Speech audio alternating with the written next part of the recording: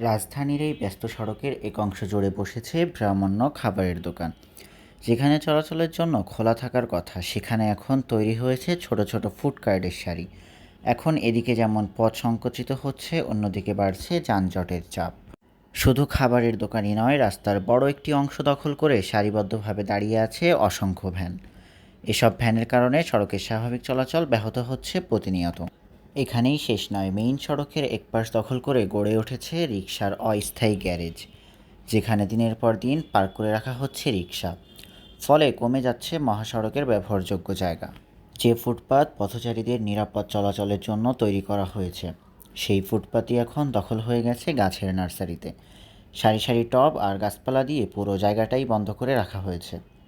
ফলে বাধ্য হয়ে পথচারীদের নামতে হচ্ছে মূল সড়কে, যা বাড়াচ্ছে দুর্ঘটনা ঝুঁকি এবং তৈরি করছে চরম ভোগান্তি।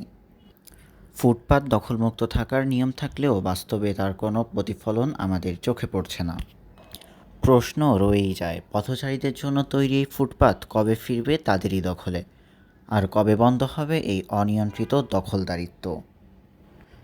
এরই পাশাপাশি মেইন সড়কের উপরই ভ্যান বসিয়ে চলছে বিভিন্ন পণ্যের বেচাকেনা। এতে করে যানবাহনের চলাচল আরও ধীর হয়ে পড়ছে, সৃষ্টি হচ্ছে দীর্ঘ যানজট। ফুটপাত থেকে শুরু করে সড়কের একটি বড় অংশ সবই যেন দখল হয়ে গেছে ভাসমান্য ব্যবসায়ীদের দখলে। নিয়ম নীতির তোয়াক্কা না করেই চলছে এই দখলদারিত্ব। এভাবে প্রতিনিয়ত দখল হচ্ছে সাধারণ মানুষের চলাচলের জায়গা। প্রশ্ন উঠছে, এই দখলদারিত্ব বন্ধে সংশ্লিষ্ট কর্তৃপক্ষের কার্যকর পদক্ষেপ কবে দেখা যাবে? ইন্টার নিউজ রিপোর্টার রিয়াজুল ইসলাম, সমতা নিউজ।